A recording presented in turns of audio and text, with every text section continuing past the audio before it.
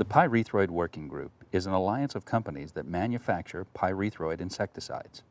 The PWG would like to thank the pest control operators of California for providing valuable input and expertise in the production of these videos.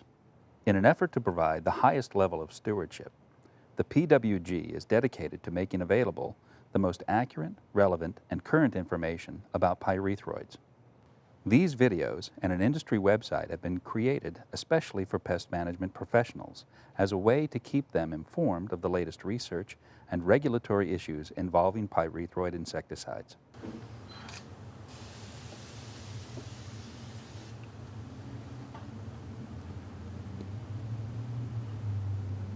Hi, I'm Jim Steed. I've been asked by the Pyrethroid Working Group to help demonstrate some methods of making applications to the exteriors of homes and businesses that are in compliance with the new pyrethroid regulations from the Department of Pesticide Regulation. There are 17 active ingredients that are affected by these regulations. A clear understanding of these regulations will help you to provide effective service for your customers as well as stay in compliance with the regulations. And it'll limit pesticide runoff into California's waterways. The most important thing for you to understand is that you still are required to follow the product label. You need to have proper protective equipment and follow the instructions on the label. You now are also required, when using these active ingredients, to follow these additional regulations.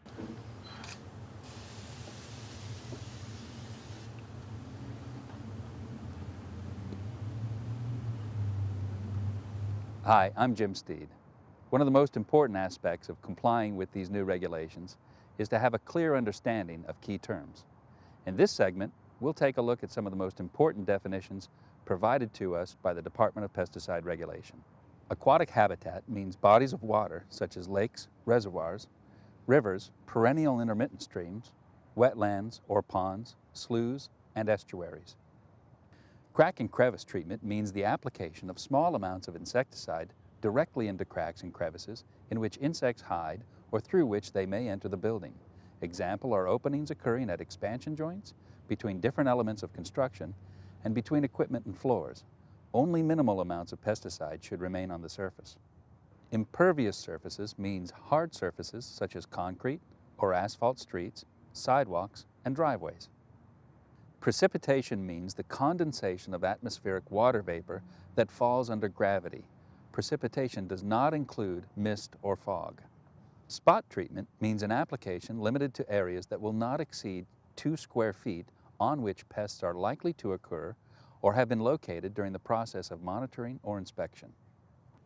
Pinstream applications with a 1-inch or less footprint are permitted to horizontal or vertical impervious surfaces.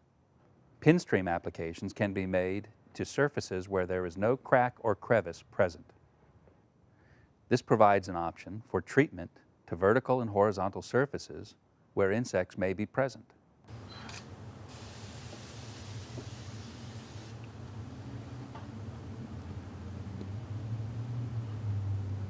Hi, I'm Jim Steed. In this segment, we're going to take a look at some acceptable application methods made to various horizontal surfaces away from the base of the structure. As discussed in our segment on definitions, there are 2 types of horizontal surfaces that can be treated away from the structure. The first type of surface is impervious. Impervious surfaces can be treated with a crack and crevice treatment, pinstream, or a spot spray. Pervious surfaces, including grass, mulch, and other landscaped areas, can be treated with a traditional broadcast spray. Pervious surfaces may be treated according to label, to within 2 feet of adjoining non-permeable surfaces. Applications of pyrethroid granules are permitted to pervious surfaces. Any granules that fall on adjacent impervious surfaces must be swept back into the target area. In areas where pervious and impervious surfaces meet, pinstream, crack and crevice, and spot treatments can be made.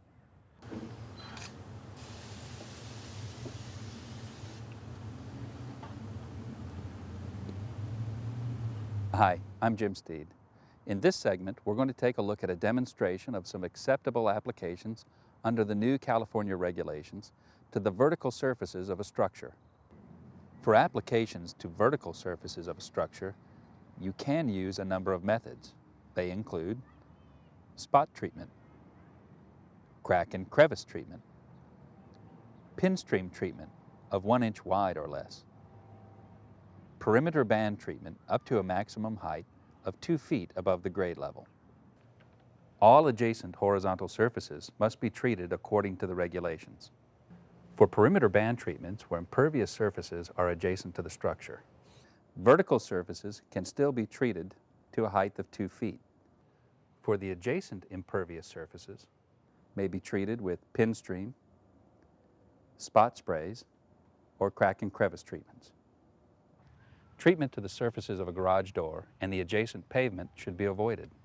These areas should be treated with a pinstream, crack and crevice, or spot spray application.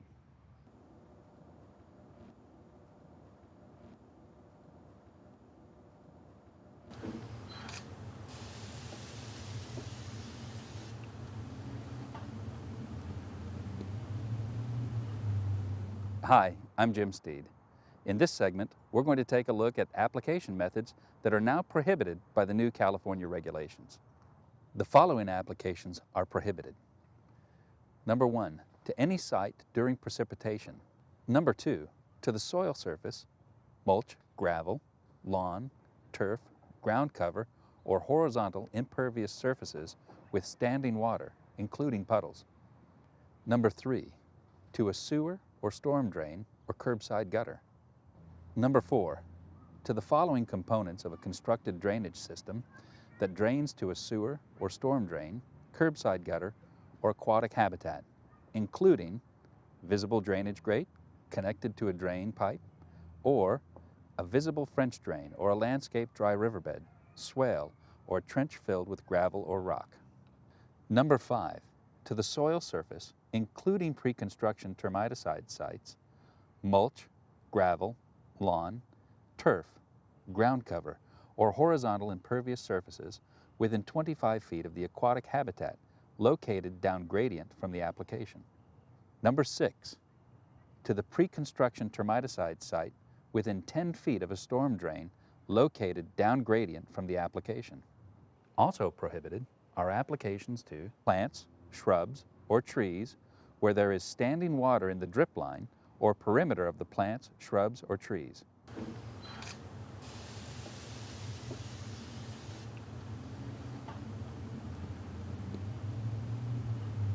Hi, I'm Jim Steed. In this segment, we're going to take a look at some existing application methods that are not affected by the new California regulations. The following applications are exempt from the provisions of Section 6970. A, injection into soil or structural materials, such as bricks, concrete, or wood. B, post-construction rod or trench termiticide application methods. C, applications to below-ground insect nests or nests made of mud or paper combs. D, application of baits in weatherproof bait stations or gel baits.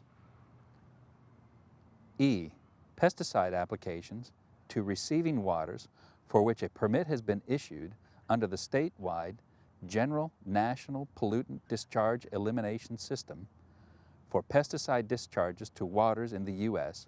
from spray applications and vector control applications. F, applications to the undersides of eaves. G, foggers or aerosol applications.